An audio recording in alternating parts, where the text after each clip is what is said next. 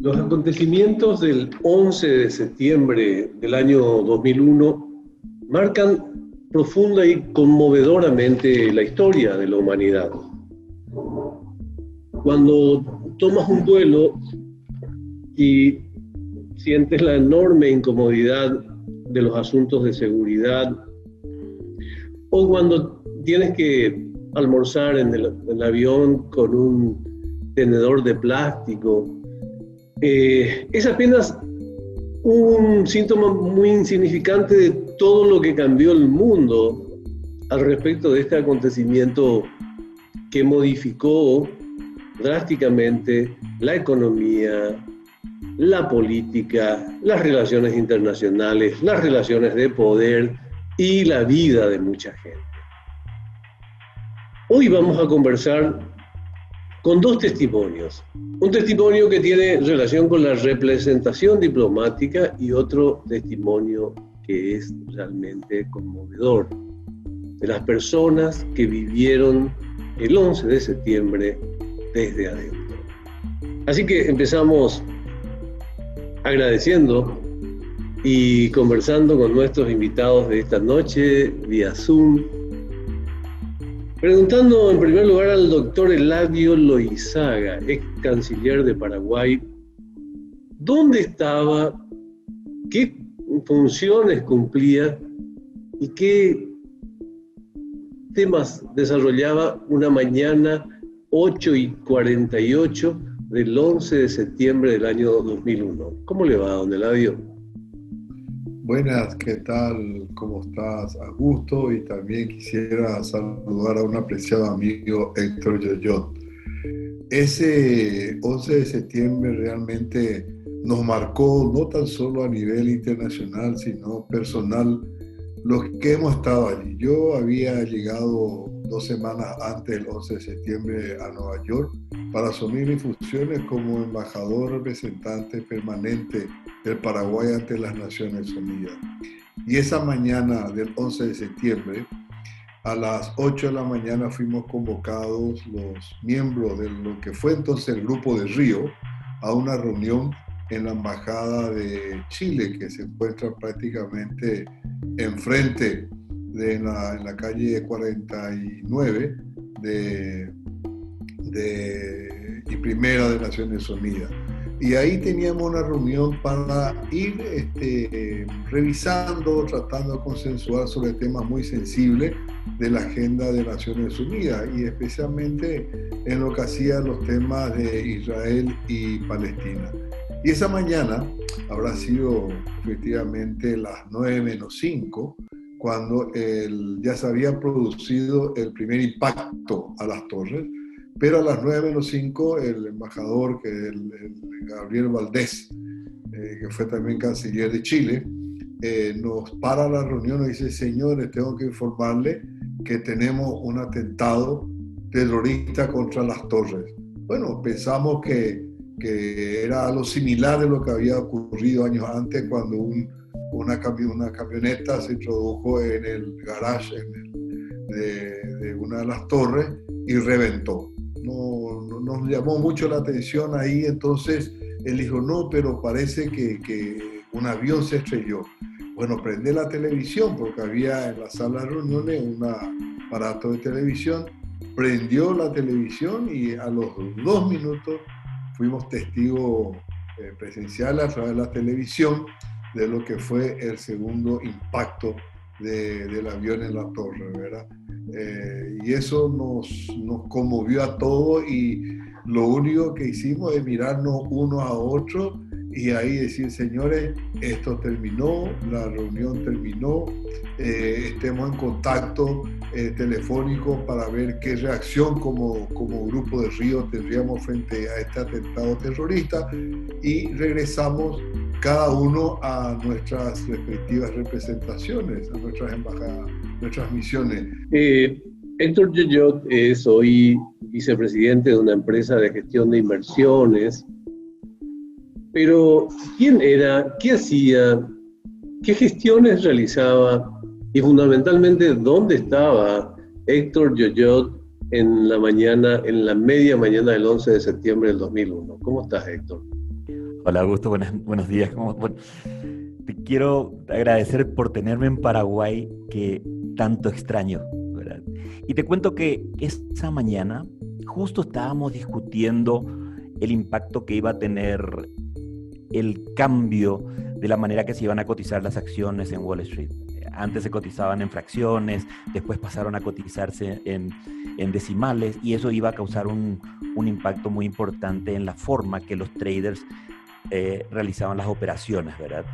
Entonces yo era director en ese momento de tecnología de una relativamente pequeña empresa financiera, de un broker-dealer, y a esa hora justamente estábamos conversando en forma anecdótica, estábamos por empezar un partido de ping-pong también, y de repente entonces escuchamos ese ruido tremendo en el piso 83 de la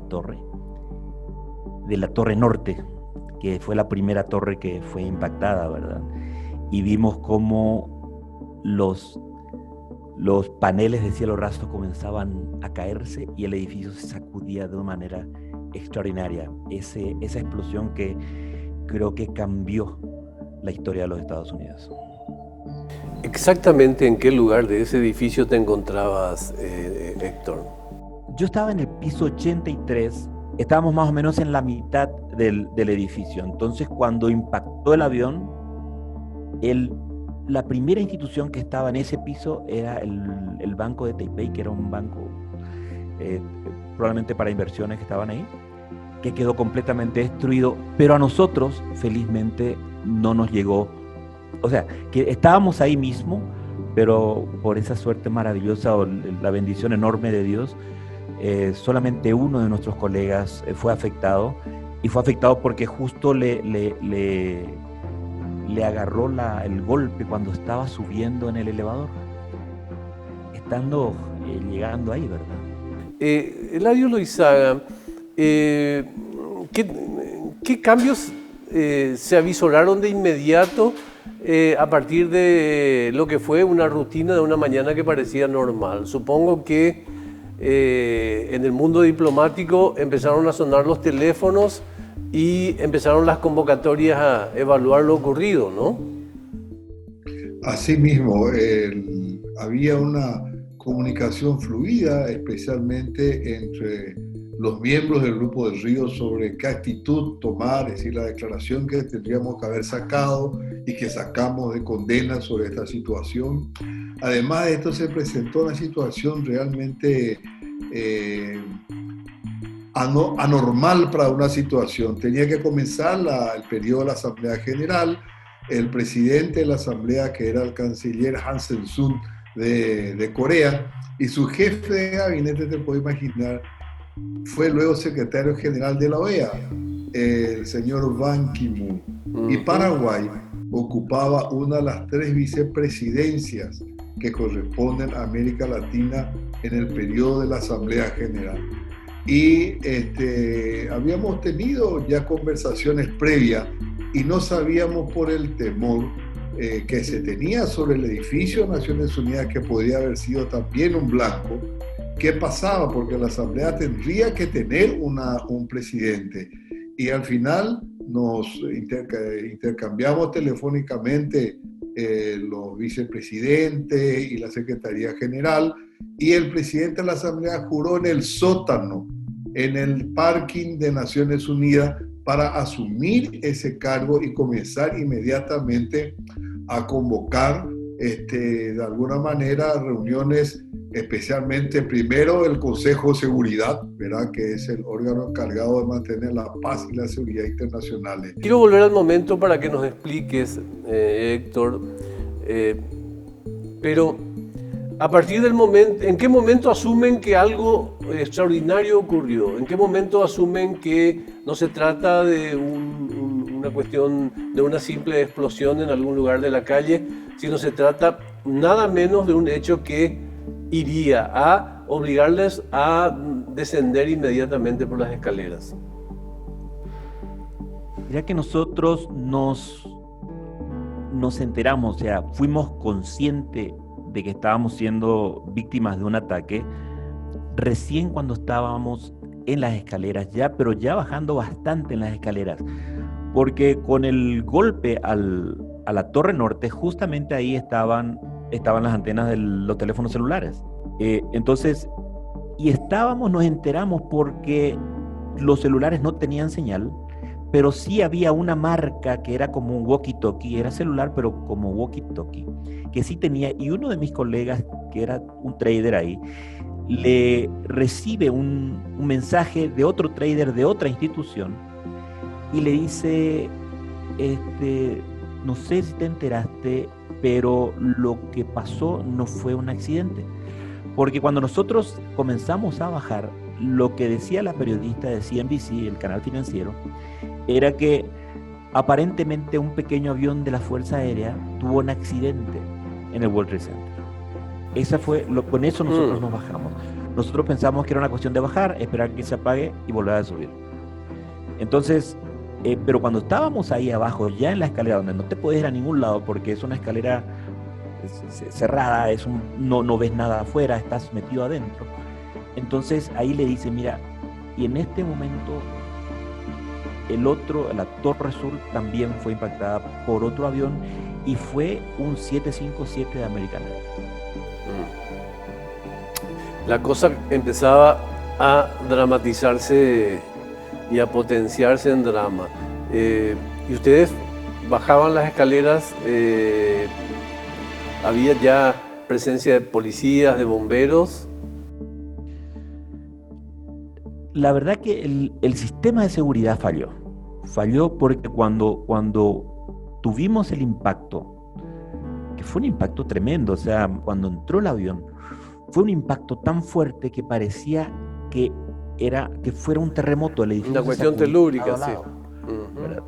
Entonces, solamente no quiero dejar pasar esto, pero este colega estaba subiendo por el elevador, el avión entró, al entrar explota, descarga una cantidad inmensa de combustible porque tenía los tanques llenos, ese combustible comienza a filtrarse por el shaft, por el conducto del elevador, y entonces comienza a caerle al pobre tipo que estaba dentro de la caja del elevador, encerrado, comienza a gotearle, a lloverle fuego sobre él. Pero él tuvo un ángel aparte que permitió que cuando llegó el elevador al piso 83, se detenga y le abra la puerta como para que él pueda salir. ¿Ustedes se encontraron con ese compañero? Completamente quemado. O sea, ¿ustedes se encuentran con ese compañero?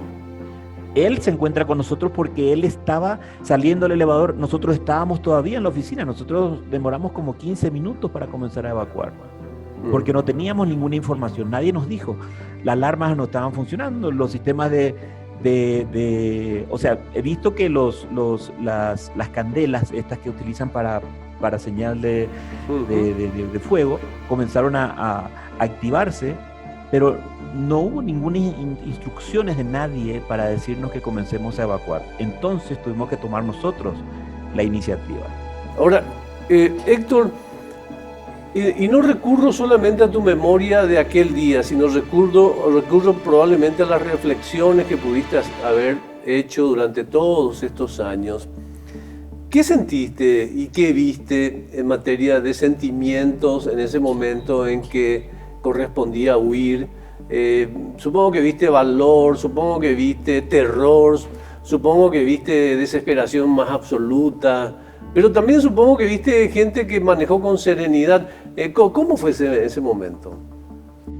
Mira, el otro día leí un artículo y en una de las partes decía que nadie es ateo bajo fuego.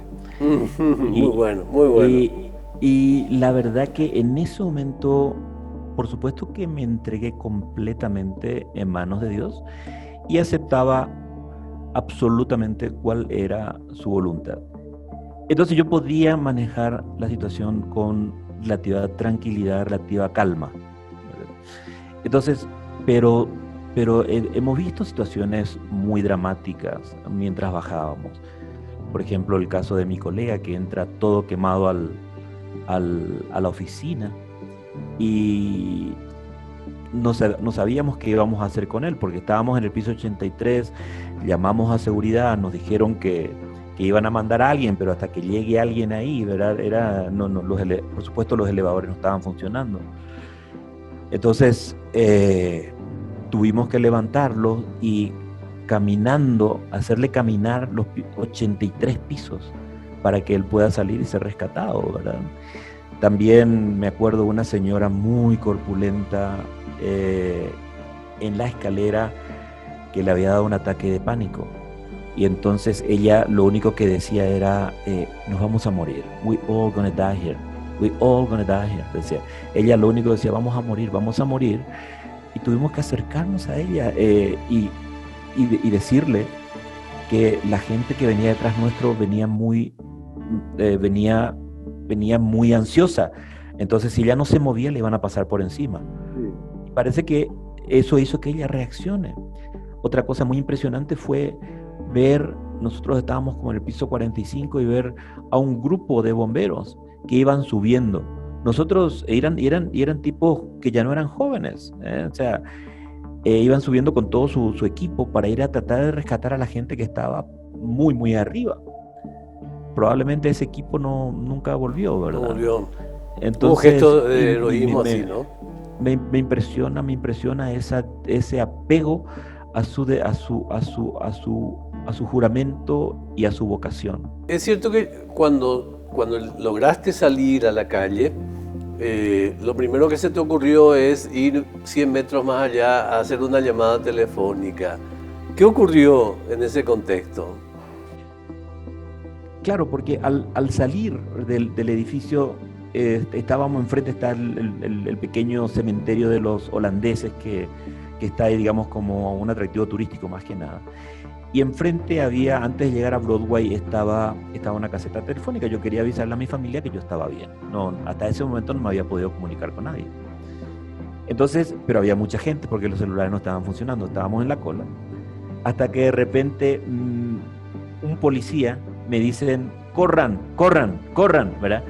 Y le digo, pero ¿correr por qué? Y levanto la vista y entonces ahí cuando yo veo que la torre sur, que fue la segunda en que fue impactada, hace como algo que comienza a desintegrarse de hacia arriba hacia abajo y se comienza a escuchar entonces cuando comienzan a caerse piso sobre piso, el pum, pum, pum, pum, ¿verdad? Y yo comencé a correr al estilo de Speedy González, ¿verdad? O sea, lo más rápido que pude, pero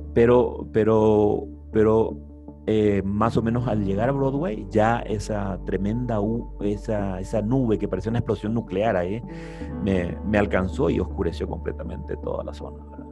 Eladio Loizaga,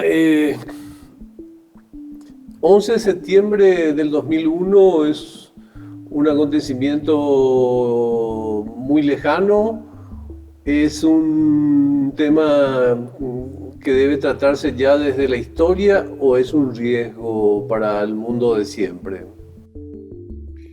Bueno, yo en primer término diría que hay que tomar razón de lo que fue ese 11 de septiembre. Creo que es un ejemplo que tenemos que tener en cuenta para prever todas las seguridades necesarias para evitar que hechos de esta naturaleza fueran a repetirse. Y por sobre todo, hemos visto que si bien no se han repetido este tipo de hechos como el 11 de septiembre, sí situaciones de extremo fanatismo, como por ejemplo fue el ataque a los periodistas de la publicación L'Hebdo en París, ¿verdad? Y en otros sectores, ¿verdad? Que vimos que esa cultura de la violencia o usar la violencia como un instrumento de encontrar un espacio, un poder político, no estamos exentos nadie en el mundo. Don Héctor Yoyot, viviste ese momento desde el corazón de los hechos, ¿Mantenés contactos con sobrevivientes que tuvieron alrededor, que conociste? Yo creo que la mayoría de los que estuvimos adentro casi que preferimos olvidar esto, ¿verdad? A pesar de que todavía tengo algunos colegas que seguimos en contacto por LinkedIn, todas esas cosas, pero casi nunca hacemos mención a esto, ¿verdad? Es una cosa que parece que uno se niega a aceptar que ocurrió, que fue así. Lo único que a mí personalmente me tocó muy de cerca porque teníamos un amigo, un arquitecto paraguayo, un muchacho muy joven que estaba empezando a hacer su carrera en Estados Unidos, y justo le dieron la renovación del restaurante que estaba ahí en el piso 107, que era el Windows of the World. O sea, iba a ser algo espectacular para él, ¿verdad? Y él se quedó adentro, no pudo salir de ahí. ¿Y la familia cómo asimila una situación así?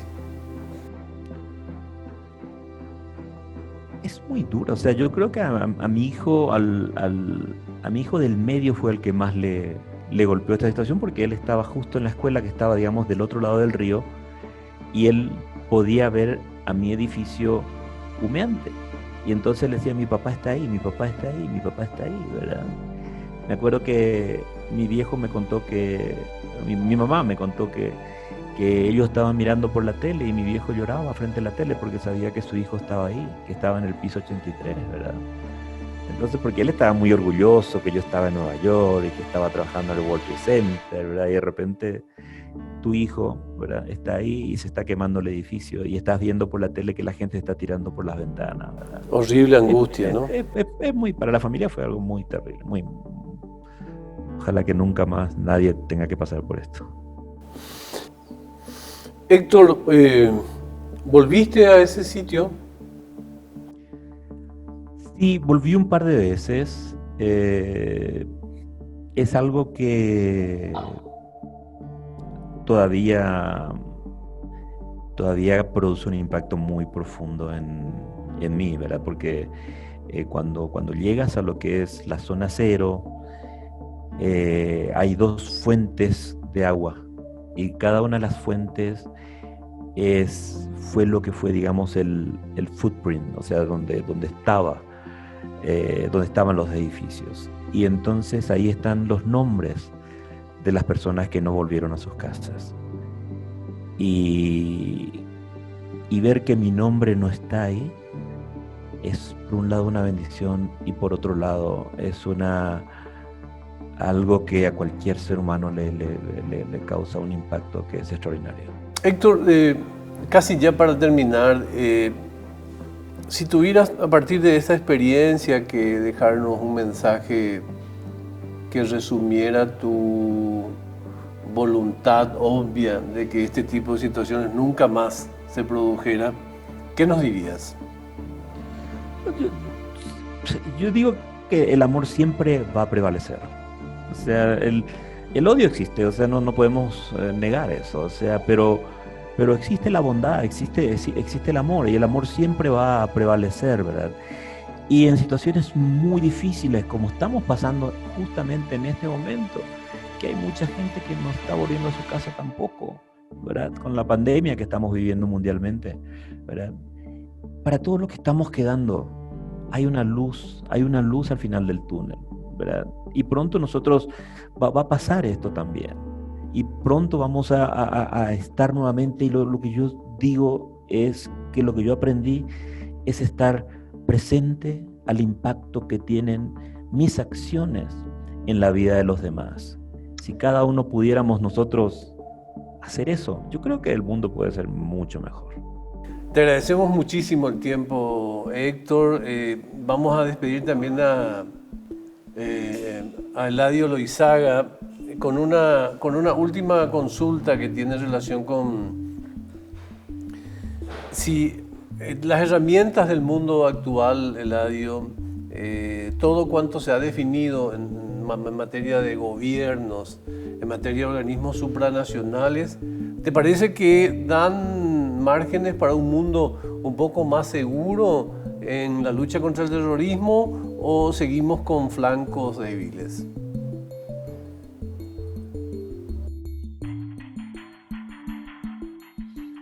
Bueno, es una pregunta un poco difícil de dar una respuesta muy certera o cierta. Creo que la incertidumbre con respecto al terrorismo aún continúa, porque las diferencias ideológicas y hasta religiosas son muy profundas, y la forma de buscar llegar a las instancias de poder hoy en día nos muestran que existen grupos que solamente conocen la violencia, y eso lastimosamente también lo hemos vivido en estos días en nuestro país, que no tenemos otra cosa más que condenar esta situación. Héctor, al agradecer tu enorme generosidad y sacrificio de escarbar en un momento tan difícil, queremos despedirnos en positivo. Queremos que nos recuerdes quién es Héctor hoy, qué cosas hace, cómo vive, cuáles son sus emprendimientos y cuáles son sus sueños. Bueno, ahora, después de todo lo que nosotros hemos pasado durante todo este tiempo, la verdad que para mí me sirvió para fortalecerme emocionalmente, fortalecerme profesionalmente, ¿verdad? O sea, hice una carrera muy larga en el área de la tecnología dentro del mundo financiero. Hoy, gracias a Dios, manejo toda la región de Latinoamérica y viajo frecuentemente a la región, entonces es algo que me gusta mucho lo que hago. Me mantiene muy cerca de mis raíces, me mantiene muy cerca de la gente que amo. Y entonces también, por otro lado, desarrollo un hobby que tengo. Yo soy poeta, entonces escribo y me gusta mucho escribir. Entonces son cosas que me ayudan a mantenerme vivo y con esperanza y con esa fe de transmitirle a mis hijos, ¿verdad? De que en realidad todo lo bueno está del otro lado del miedo. Hoy hablamos de un desastre, la próxima vez vamos a hablar de poesía, Héctor. Muchísimas gracias. Que sí. Claro que sí. Eladio Loizaga, muchas gracias por tu tiempo esta noche. ¿Me permitís Sí, claro. un 30 segundos para expresarle a Héctor todo mi agradecimiento y el agradecimiento de la misión en Nueva York cuando me tocó presidir, por el apoyo constante que nos dio permanentemente, y se sintió uno más del equipo, ¿verdad? Como paraguayo, y le estoy muy agradecido, Héctor. Muchas gracias en nombre de todos. Y gracias a ustedes. Muchas gracias a ustedes. Por un mundo en paz, ¿eh? Por un mundo en paz. Muchas gracias.